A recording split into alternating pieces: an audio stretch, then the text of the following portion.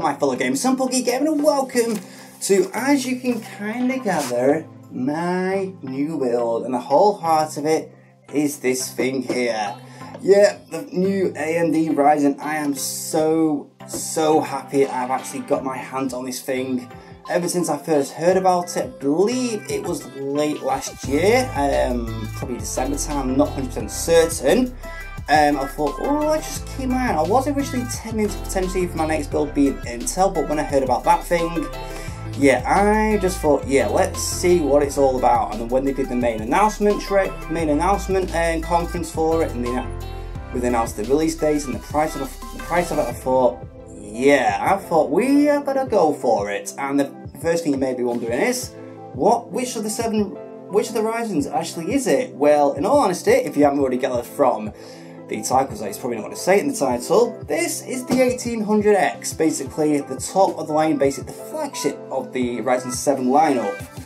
And the first thing you may wonder is, why didn't you go for the lesser versions such as the 1700 or the 1700X, especially since you've seen loads of benchmarks and they're near enough comparable to this thing. Well, basically, I just wanted the most bang for my buck.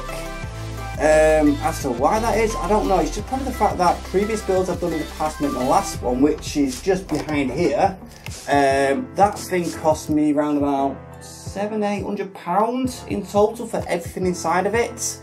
And to put it bluntly, I really wanted to go all out. As you can see, why I've gone all out, it's just bloody nuts. And the card itself has a base clock, if I remember correctly, it's 3.6 with a boost of 3.4, compared to the 17 and the 1700X, which have clock speeds of 3 to 3.7, or is it 3.6 boost, and 3.4 to 3.8 if memory serves me right. I may be wrong on that one, I may be wrong, did I write it down? Yeah, 3.4 to 3.8, yeah, literally notepad with everything in here.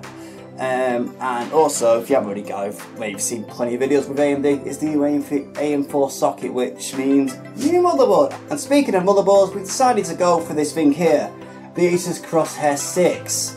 Reason why we've chosen that board, not only is it the most expensive one, but we could have gone for a cheaper one in all honesty, but it's the fact that with the sockets, or the bracket should I say, not only has it got the AM4 bracket, it's got the extra holes for AM3, and that's going to come in pretty handy for us because the cooler that we've got for this thing is only AM3, we haven't got an AM4 bracket with it, so that means we're going to have to get 110 out to it, which I'm not too sure exactly how long it's going to take. All the little features why I bought my board, extra SATA ports, it's got at least 8 USB 3.0 ports as well as 4 USB 2.0 ports, RGB lighting.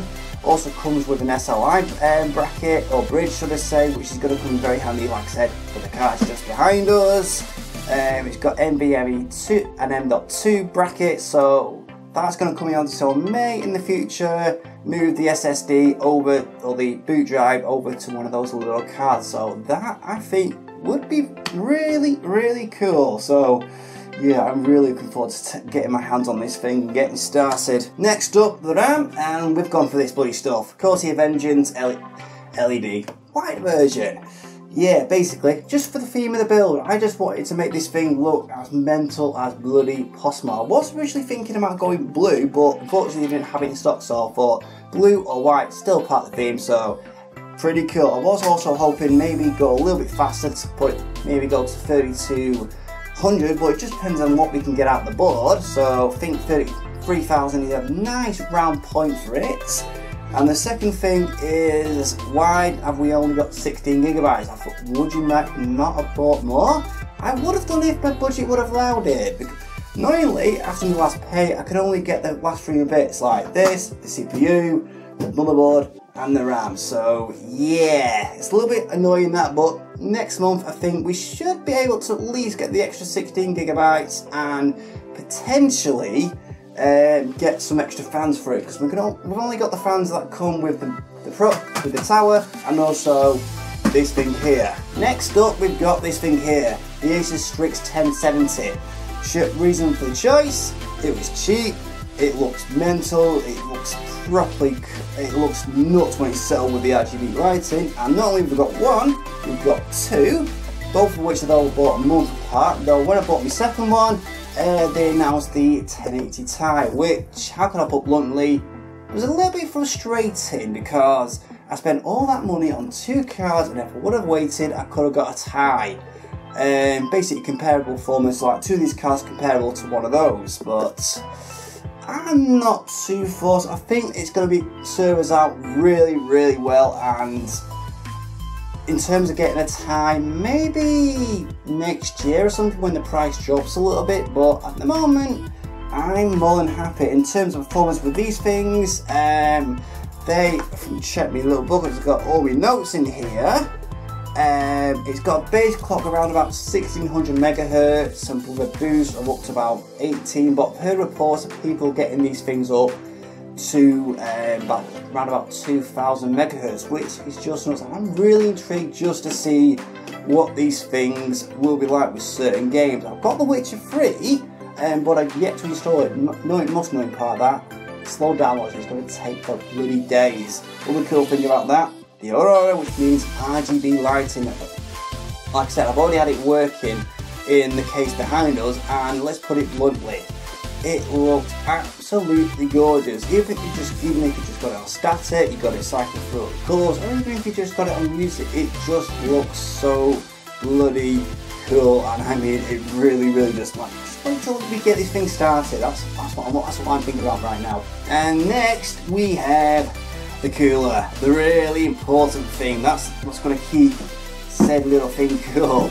We've gone for this thing, the Kraken X62 from NZXT.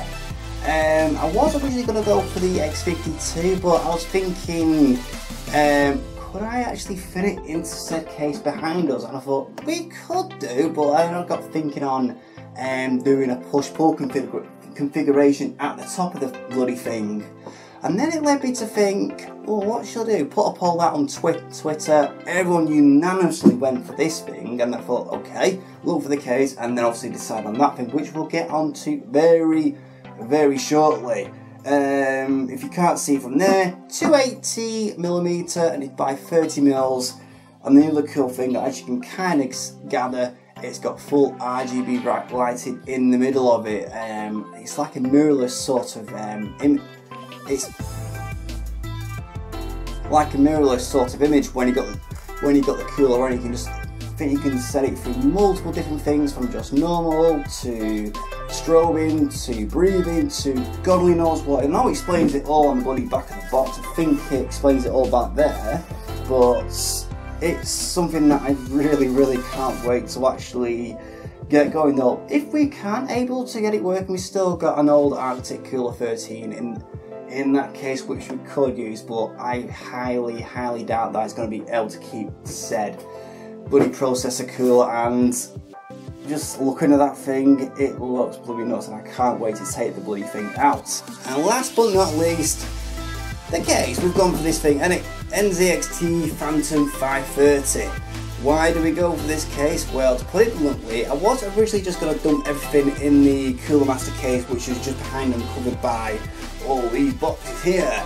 But I thought, if I'm going all out, especially going with the cooler, which I've done just back there, it's going to give us so many more possibilities in terms of modifications. I could even do a custom water cooler loop in there if I have so wished to, but at the moment we're just going to stick with the AIO cooler, and I think that should just do us just fine. In the case itself, we've got 3 normal 5.25 drives at the top. It's got how many drive bays? I think it's 3, 4, 5, 6, at least 7 drive bays or something, maybe more, which you can take out and put back in or just configure to however you want.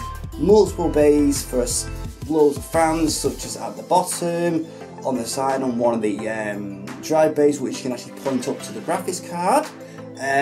Also, you got the back, which is a 140, and you can also change this out to 120, and up top You've got loads of different options. You can either stick a couple 120s, a couple 280s like we're going to be doing with ours, or like 3 140s, which is nice. And also at the front we've got a 200, which we could also change out for potentially, I think it's 2 140s or if not 2 120s. So it looks very spacious, especially from what I've seen from all the videos. I really can't wait to get started. Also, you may be noticing, why haven't we got a power supply or any hard drives around here? Well, in all honesty, all the stuff, let me just get it all configured and looking nice and neat again, everything is in here, in my, okay, we've got, currently using a TX850 from Corsair. I've had that thing for around about 5-6 years and it's not let me down. It is a non-modular, which is a little bit of an issue because it means extra cable management for us, but that's really not going to be much of an issue. And like I said, it hasn't let me down, and I don't really see it going to cause me much problems. It may cause me an issue in terms of trying to overclock our bloody processor, because it's only got 4 pins for the CPU power, whereas the new motherboard has got freaking 3 4 pins. So that may cause us a few issues a little bit, but I really doubt it will. And as for hard drives, I think we've got enough, about 3 4 hard drives in this thing, so I'm going to have some fun and games with this thing.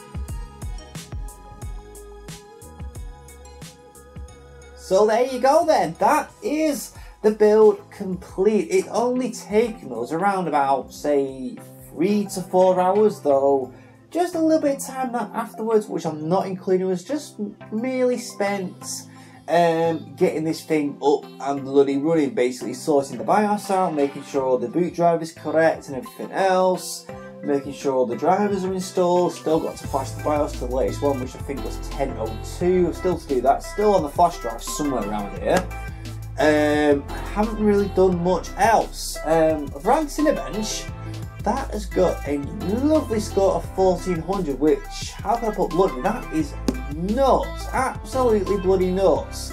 I remember previous time I did that with the 8350, that I got a score of around about 600-700 with that, and that was on the stock clock before. So the performance of this thing is just absolutely blooming amazing, and I mean absolutely amazing. I can only imagine what benchmarks I'm going to be able to get through this thing when I can really get this thing up and running. Because I know some of the benchmarks I know I've got, obviously Cinebench, I've got the Metro Last Light one, God only knows how many online, which can't even really remember. I think I've got Alien Isolation as one of them, though I'm going to have to re-download that game, and that's going to take about a day or two just to get it. But benchmark video, still, it's going to take some time, because I'm going to have some fun and games just editing this video myself.